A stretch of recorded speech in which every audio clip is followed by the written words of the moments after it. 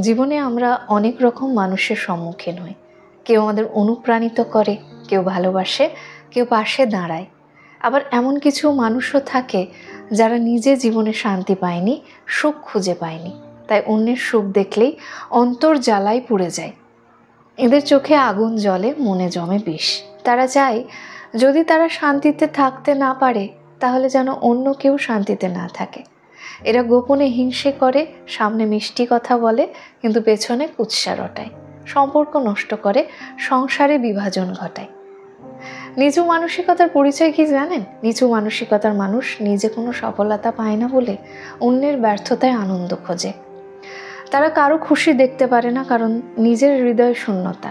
নিজের ব্যর্থতা ঢাকতে তারা অন্যের ঘরে অশান্তির বাতাস ছড়াতে চায়। তাদের কাছে ভালোবাসা মানে প্রতিদ্বন্দ্বিতা, সম্পর্ক মানে রেষারেষি, এবং অন্যের সাফল্য মানে হুমকি। এই মানসিকতার মানুষ যখন নিজের সংসারে শান্তি আনতে ব্যর্থ হয় তখন তারা মনস্থির করে, আমি পারিনি তাহলে ও কেন পারবে। অন্যের সুখে হিংসে, এটি একটি গভীর অসুখ। এই হিংসা কোনো সাধারণ দুর্বলতা নয়, এটি একটি বিষাক্ত অসুখ, এক ধরনের মানসিক দেউলিয়াত্ব। বস্তুত অন্যের সুখে হিংসা করা মানে নিজের ক্ষতিকে আরও গভীর করে তোলা। কারণ একজন সুস্থ মানুষ কখনো অন্যের সংসার ভাঙতে চায় না। সুখী মানুষ চায় চারপাশে আরও বেশি হাসি ছড়াক। সুখী মানুষ চায় সবাই আনন্দে থাকুক। কিন্তু অসুখী মানুষ ভাবে, আমি কেন কষ্টে আর ও কেন খুশিতে। এই চিন্তা থেকেই শুরু হয় বিষ ছড়ানো, কারো সম্পর্কে মিথ্যে বলা, কারো সংসারে ভুল বোঝাবুঝি সৃষ্টি করা, কিংবা কারো আস্থা বা ভালোবাসার ভিত নষ্ট করার চেষ্টা। এরা জানে না অন্যের বাড়ির আলো নিভিয়ে নিজের ঘর আলো করা যায় না, বরং ওই অন্ধকারে একদিন ওরাও পথ হারায়। এই মানুষদের মনোজগৎ বুঝতে হবে। এই মানুষগুলো আসলে নিজের সঙ্গে নিজের যুদ্ধেই হেরে গেছে। তারা কারো সুখের শত্রু নয়, নিজের আত্মবিশ্বাস হারানোর ফলেই তারা অন্যের সুখে হিংসা করে। তাদের ভেতরে জমে আছে চাপা ক্ষোভ, ব্যর্থতা, অপূর্ণতা, অসন্তুষ্টি। তাদের জীবনে হয়তো এক সময় স্বপ্ন ছিল, কিন্তু কোনো এক জায়গায় গিয়ে সব কিছু থেমে গেছে। সেই থেমে যাওয়া স্বপ্নের হাহাকার তারা ভুলতে পারে না। তাই অন্য কারো এগিয়ে যাওয়া দেখলে তাদের মনে হয় যেন নিজের কষ্টটা আরও বেড়ে গেল। আমাদের কি করা উচিত জানেন? আমরা অনেক সময় ভাবি এমন মানুষকে উচিত শিক্ষা দিতে হবে, কিন্তু সত্যি কথা হলো জবাবের চেয়ে শান্ত থাকা অনেক বড় শিক্ষা। কারণ আপনি যখন শান্ত থাকেন তখন আপনি ওদের ক্ষুদ্রতা আরও বড় করে তুলতে দেন। আপনি তাদের সঙ্গে তর্কে না গিয়ে নিজের শান্তি রক্ষা করেন। প্রতিশোধ নয়, আপনার উন্নত মানসিকতা হোক জবাব। কুৎসার নয়, চরিত্রের উজ্জ্বলতা হোক প্রতিরোধ। অপমান নয়, সম্মানের আচরণই হোক আপনার ভাবনার পরিচয়। যে নিজের সুখ গড়তে জানে সে কখনো কারো সংসারে ভাঙতে চায় না।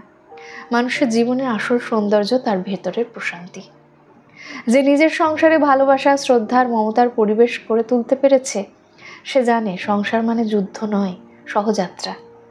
যারা সংসারে শান্তি খুঁজে পায়নি তারাই অন্যের প্রেম ভালোবাসা নষ্ট করতে চায়। তারা ভাবে ভেঙে দিলে শান্তি আছে, কিন্তু বাস্তবে তারা আরও বেশি বিষণ্ণ হয়। কারণ হিংসা কখনো কাউকে শান্তি দিতে পারে না। অন্যের অশান্তিতে নিজে প্রশান্তি খোঁজা বোকামি। কিভাবে এই মানুষদের মোকাবিলা করা যায় বলুন তো?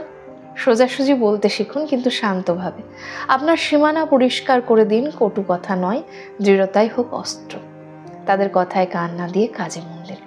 যখন আপনার পরিবার, স্বামী, স্ত্রী, সন্তানদের সঙ্গে ভালোবাসা থাকে তখন বাইরের কোনো কথায় গুরুত্ব না দেওয়াই ভালো। নিজেকে আবেগগতভাবে সুরক্ষিত রাখুন। প্রতিদিন নিজেকে বলুন, আমি সুখের যোগ্য, আমার সংসার ভালোবাসায় গড়া, বাইরের কেউ সেটা নষ্ট করতে পারবে না। তাদের প্রতি করুণা রাখুন, বিদ্বেষ নয়। কারণ যারা অন্যের সুখে বিষ ছড়ায় তারা নিজেরাই সবচেয়ে বেশি দুঃখী মানুষ। শেষ কথা, দুনিয়াতে অনেক সম্পর্ক ভাঙে কুৎসিত মানসিকতার মানুষের জন্য। অনেক ভালোবাসা শেষ হয়ে যায় কারো কানে বিষ ঢেলে দেওয়ার কারণে।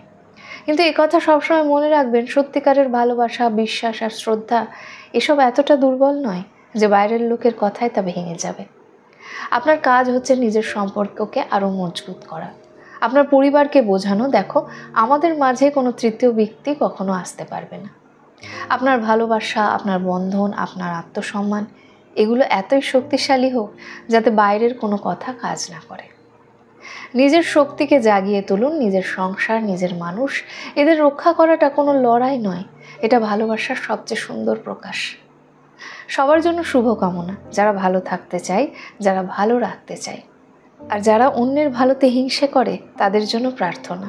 তারা যেন একদিন বোঝে অন্যকে ভাঙার মধ্যে শান্তি নয়, গড়ার মধ্যে সত্যিকারের সুখ লুকিয়ে থাকে।